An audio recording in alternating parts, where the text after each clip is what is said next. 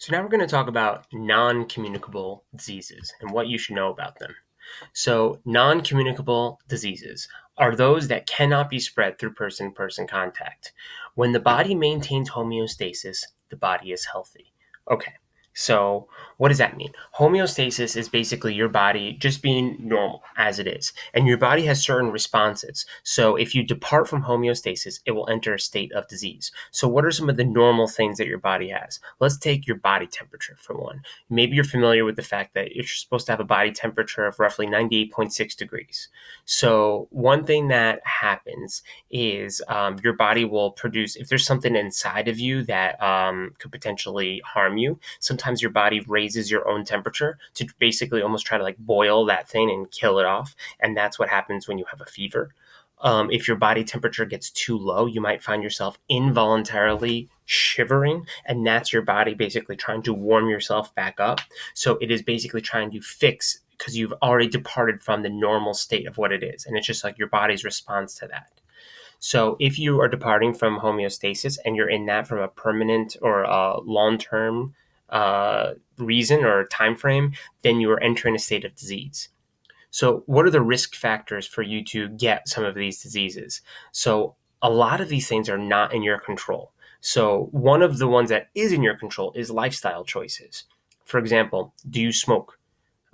What are you eating for your diet? How much sleep are you getting? These are all things that could help if you do them, or are you exercising? All of those things can help, are positive choices that you can make that will help reduce the risk of you getting the disease. The environment that you live in is a key thing too. So if you live in an area with a high amount of pollution, it's more likely that you might develop like asthma or other types of potential diseases. You don't really get to choose where you live, right? So it's not like your parents came to you and it's like, where would you like to live? Old Japan? All right, we'll go there. I doubt that they had that much specific input with your help in that.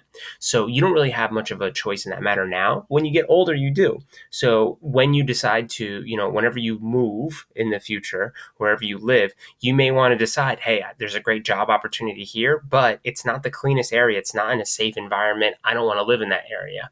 And you might be putting yourself at less risk for certain diseases if you do that. And then the last thing is genes. So you get your genes from your parents. They don't choose which genes they give you. That's just how birth works, is that you get a random assortment of genes from mom and from dad. And you might be getting a gene that makes you more prone to a disease. You're like, thanks a lot, Dad. Or you might get one that makes you more resistant to one. And you're like, geez, thanks a lot, Dad. That's awesome. But he didn't choose it, and neither did you about which ones you got. And just because you are more at risk for something like that doesn't mean you're destined to get it. It just means you have a higher percentage chance. And some of it's just like luck of the draw, because your genes are inside of your cells, and your cells replace themselves over time. And when they replace themselves, they're making copies of themselves. And normally they make a perfect copy of the last one, and it keeps doing the same job. But every time it makes a copy, every once in a while, there's little changes, little things that don't work perfectly the same way they did last time. And that's when mutations happen. And the more mutations you have, you increase the chance of developing certain diseases. So certain characteristics that are associated with non-communicable diseases, you're going to want to write this one down. Acute diseases are diseases that occur quickly. They happen quickly, but then they get over with quickly. So a cold is an example of an acute disease, but that's also a communicable one, not non-communicable one. Same thing with like a 24-hour stomach bug. It happens very quickly, but then it goes away again. Now, those are both examples of communicable ones, right? Ones that are infectious. I don't really have a perfect one for a short-term, non-communicable one off the top of my head.